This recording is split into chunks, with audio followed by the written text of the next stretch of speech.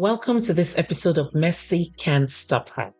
I'm your host, Judith Kambia Obatusa, JKO. On today's episode, I'd like to talk about how important it is to watch our thoughts if we want to thrive through chaos. So last week we talked about thriving through chaos. On this podcast, we've had different women come, and this has been something that I've garnered from them. I've also seen it in my own life, and I've seen it in other people's lives, many lives. That once we begin to work on ourselves from inside, our outside will begin to look like what we are thinking inside. Our thoughts determine how we experience life. So if we want to improve our life, we start with improving our thoughts. Our thoughts determine the attitude with which we face situations that are uncomfortable. So if you're in a chaotic life, like the woman I'm talking to, that woman that her life is challenging and she's not able to leave the situation that is uncomfortable, just walk away from her challenge, especially as regards family life. This is something you need to think about. There is the story of a little boy whose father said he should sit down. He said, "No, I don't want to sit down with Daddy." Daddy said, "Sit down." "No, I don't want to sit down." Then Daddy now said, "Sit down right now." And he saw that his father was serious. So he sat down, then looked at his father and said, "Daddy, I'm only sitting because you said I should sit. But let me tell you, inside I am standing. Right inside of me, I am standing up." And that's how life is. Sometimes we are faced with situations that are beyond our capability to physically maneuver, but our minds are ours. No one can manipulate our minds if we don't let them. So I want to say to you, you have the power to change your situation. You have the power to change the way you're experiencing your situation just by changing the way you think. Being able to influence your thoughts, being able to determine, to choose what stays inside of you. It's like having your very own superpower. Power to shape your reality. So when we say it is my reality, that is actually possible to have a reality that is positive even when all around us is negative. It's like what the Bible says, the peace in the middle of the storm. You are surrounded by the waves, so strong and so terrifying, but inside you are peaceful. Every thought you entertain, every perspective you choose to adopt colors the lens through which you perceive the world that you're living in. See, the truth is, this world, we say we are all living in the world, but we're all in different parts of the world. We're all going through different things. So if you want to change the color of the world you found yourself in, you can do that by changing the way you think. And maybe you're saying, "Oh, you don't know how bad I have it. Everything is so bad. My health is bad. My kids are not doing well. My husband is, or my spouse is not treating me well. My finances are very, very poor. My sisters don't like me. My neighbor doesn't talk to me." If everything around you is so bad, I'm telling you what Henry Ford said. If you think you can, or if you think you can't, you are right. You can or you can't is a choice. And for every woman who has come on this podcast to share her story, if you listen to them, you'll find that at a point they had to choose. But one thing that changed, that made them choose differently, was something that had been brewing inside of them. So the first place for you to get change, first step, is to fight for the thoughts in your heart to align with the future that you want. Not for the reality of your present situation to align with your future, but for the thoughts in your heart to align with your future. The Bible says, as a man thinks in his heart, so he is. It is the way you think that you are. If you think that you are no good, then you are no good.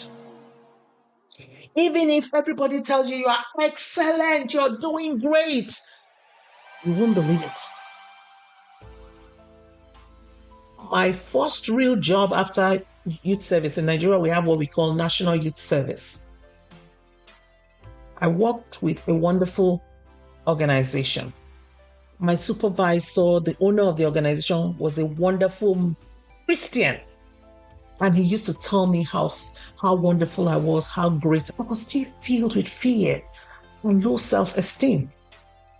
But I was being celebrated. But yet, my low self-esteem did not allow me to take opportunities when I was given. And that is what happens. You have to change your thinking to be able to step into the life that you actually desire. Sometimes our challenges beat us down so badly we can't even dream anymore. That is why changing the way we think is so vital. Let's just take a look at what positive thinking, changing your thoughts to a positive line, what it does to you. It can be a game changer. It can change how your challenges come out. Because you're facing your challenges with an optimistic outlook. Instead of seeing them as insurmountable obstacles, you'd see them as opportunities for growth. And your own thoughts become the architects, begin to create your mansion, your cities of resilience and perseverance.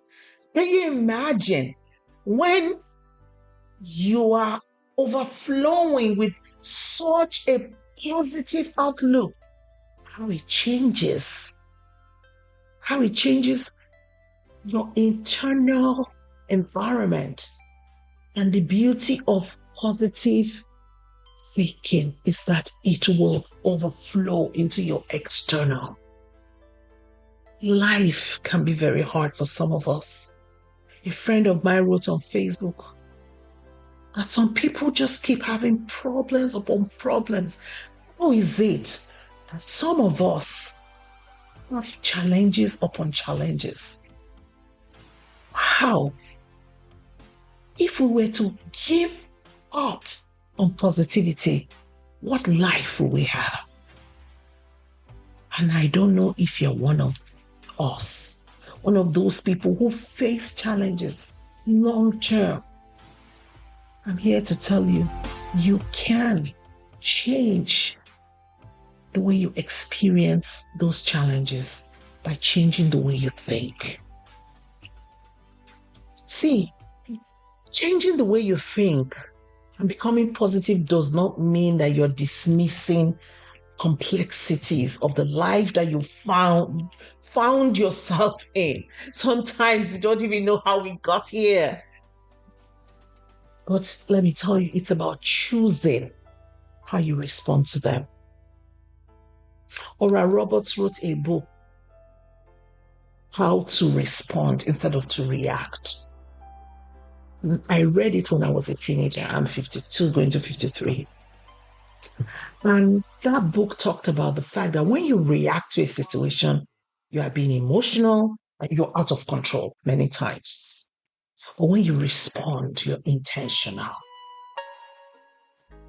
You are in control of your thoughts and of your actions. So it's about a choice. Do you choose to live your life beaten down and broken, and blaming, being ashamed, feeling guilty, all these negative thoughts? Or do you choose to see the mistakes as opportunities to share a message? For example, this message is important because when my daughter who passed away, when my children were younger, even up until 6 years or 5 years ago, I was irritable. I was dealing with so many emotional challenges and problems, these problems around me. I was handling it, but I wasn't handling it as well as I am now because I didn't know myself as well as I do now. And I hadn't learned things like meditation that I have learned now and how my breath can help me calm down and all that stuff. And all the books, the new books I've read and the community of women I've found myself, where I have people who support me, people who have experienced what I've experienced, people who are like me. It changed my life. And because it changed my life and the way I relate with my children, I want you to experience it. Because as mothers, we can't afford to ruin our children because we didn't take care of our emotions. We didn't heal ourselves from inside. Even if it's our mistake, we have refused to make that mistake a mess. But we are going to turn it into a message. If you're with me, I want you to listen. Listen and apply. Joyce Meyer wrote a book called The Battlefield of the Mind. It's in the mind that we form success or failure. It's in the mind that we go forward or we give up. That's the first place. Everything can be controlled around you, but nobody can control the thoughts that you have. And look, your mind is not a garbage dump that any thoughts passing and just sit down in it. If you have to speak out against it. But today we're just talking about how your thoughts determine the life that you have and how you experience it. Viktor Frankl, a Holocaust survivor and a renowned psychiatrist, said something. He said, everything can be taken from a man, but one thing, the last of the human freedoms, and that is the power to choose one's attitude in any given set of circumstances. It does not matter how bad the circumstances. What do you choose your attitude to be? Do you want to be crying or you want to be joyful? You know what? My daughter died at 24, 2 months to her 25th birthday. And I don't want to forget her. And I think back at my life and how could I have helped my daughter? How did I not equip her to live a better life? In what ways could I help other people not going through what I have gone through? In what ways can the memory of my daughter stay alive? My daughter loved music. She taught me songs. She introduced me to songs like Baby Calm Down, Rema. And I found one mix of that song that was done by a Grammy Award-winning flutist, and he did it with a South African choir of young people. He did a beautiful, beautiful mix of Rema's song.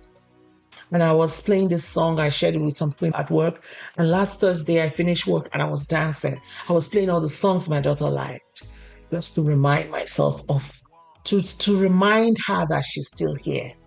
She's not a spirit, right? My daughter lost many pounds.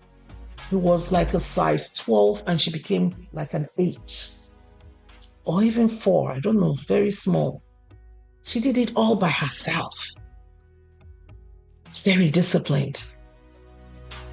And now I've signed up for exercise and I do it in the house by myself, just online.